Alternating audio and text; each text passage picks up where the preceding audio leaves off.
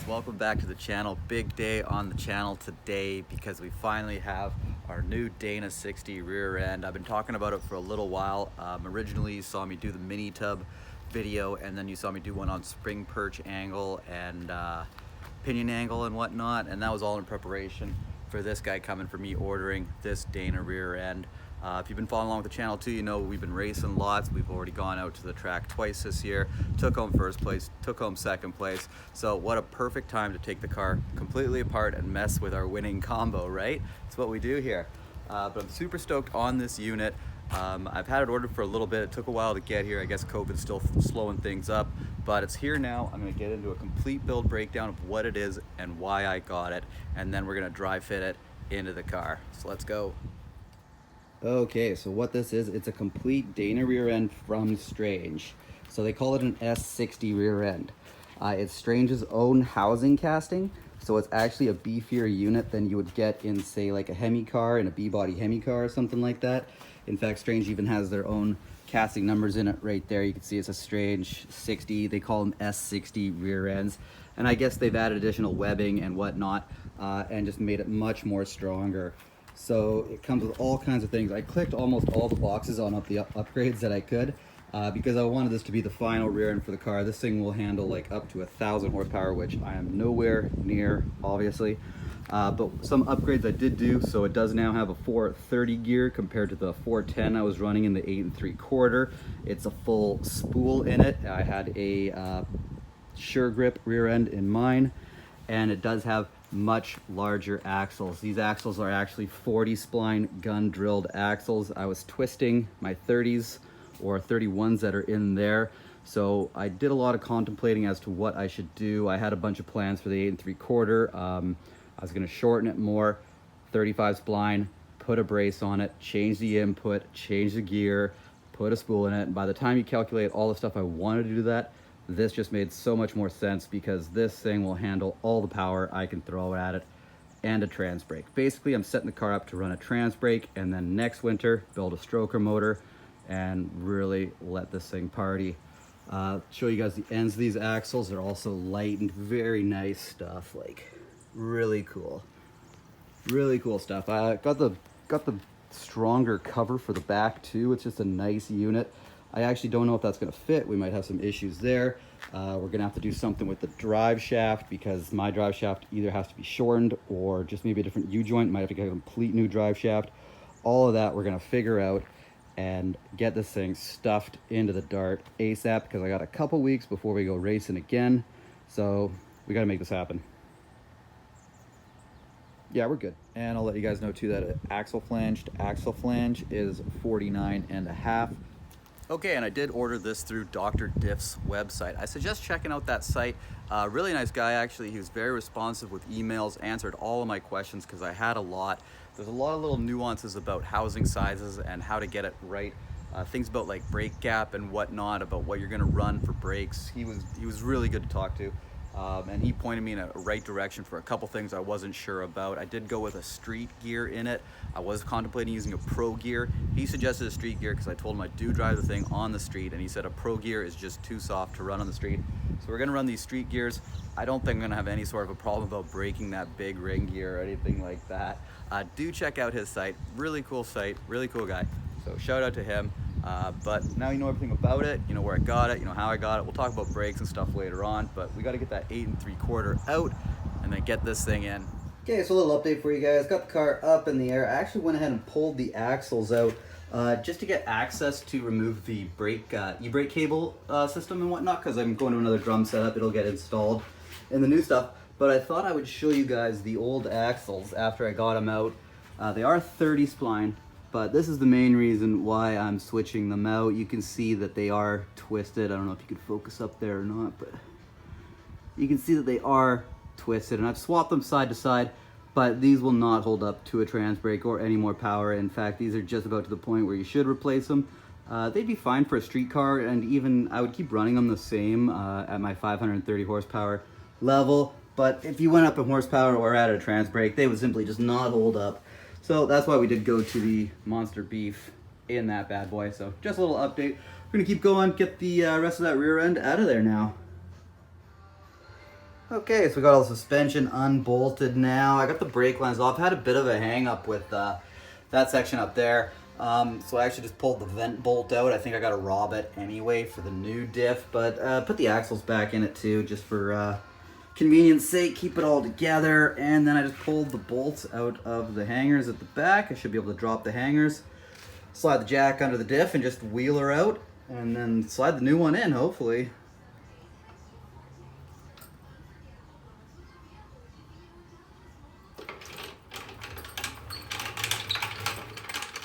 Okay, got the new rear end out of the crate and then perched vicariously onto that jack stand. I did put a rag underneath it to make sure I didn't wreck that paint, and I did notice after I unwrapped it that it has actually a second location. So there is the vent, and that's a second location, so I could probably use my original brass T that I have, and I don't need to use the vent bolt out of my other rear end because it's vented there. That can hold the T. So we're pretty much good to go. We're good to wheel it underneath and push the suspension up to it and cross my fingers. All right, let's go.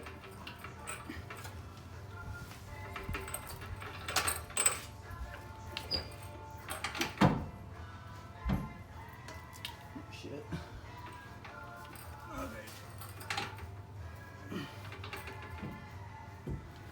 Okay, so just got it in there loosely on all the suspension. It is tightened up though, so I'm just gonna go ahead and raise it up and see if I got clearance or not.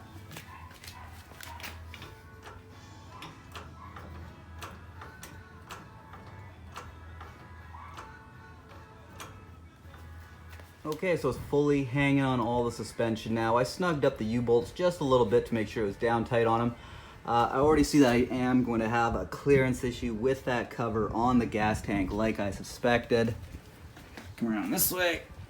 You can see here, it's gonna get close. As it goes up, it does go forward. As it goes up, it does go forward. But yeah, it's definitely looking close for sure. Might have to do a little massaging on that gas tank. Bonus though, looks like my drive shaft might work out with just a new U-joint. I'm probably having more of this issue with the drive shaft working and the gas tank not working because I did relocate that diff back to fit a bigger tire in the wheel well. If you're not too sure what I'm talking about there, check out the mini tub video. I go into more detail about that. But I'm gonna try to jack this thing up and see if I can squeeze it by that gas tank. So I did get a little bit of action out of the old block of wood into the gas tank and get some clearance, but that's still really, really close. Too close for comfort for me. So I'm actually going to source out, maybe seeing about swapping out that cover, getting more of a low profile unit. Other than that though, drive shaft looks like it's probably going to work out. This thing looks absolutely sick in there. Oh yeah, so gonna source out a different cover, I think. Just keep plugging away on her. Okay guys, we're back. It's actually a couple days later and I've made more progress on the car, putting that Dana in there. As you can see, I got a new rear cover. That's just a chrome stamped steel unit by Transdap is the company name.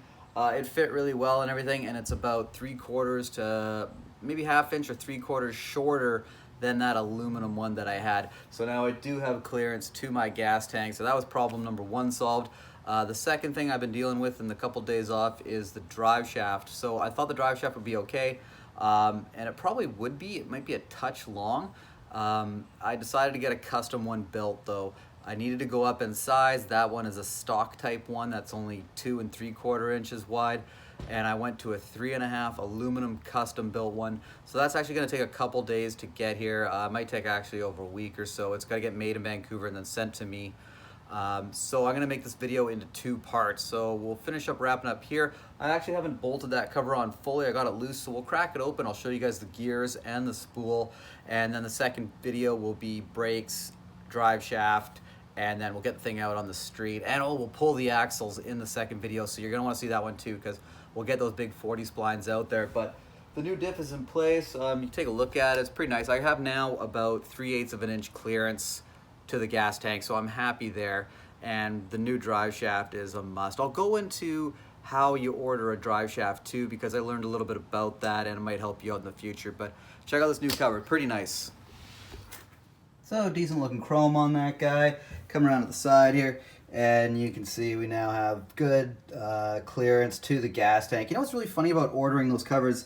I kept trying to find somebody that would list heights and nobody did. So you kind of just have to buy one or see one in the store and measure it. Luckily, my local Lordco had this guy in stock, so just went there, took a look at it, and I knew I'd get the clearance I needed. So nice looking unit actually. Looks a little disco. That's nice with me. I like that old school stuff. But let's crack it open. I'll show you guys them gears.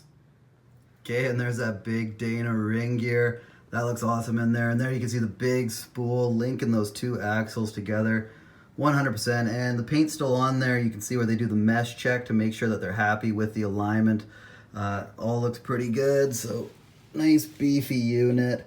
Now I can just goop this cover with a gasket, bolt it up, and then that guy's sealed up. Let's look at that drive shaft now. So there's a lot of reasons why I decided to go to a custom drive shaft instead of just trying to use this one with bigger U-joints. Going to aluminum is a big weight savings. The rotational mass, the loss there is an increase in horsepower, and I'm putting all this money into this rear end, and why have a weak point in the drive shaft? I got to get that right. So that was an easy decision to make, and I'm happy I went with it. So custom drive shaft, way to go. I'll go more into detail on the next video when I have it and we're installing it, but I'm stoked for that unit. So I'll show you guys how to measure one up now.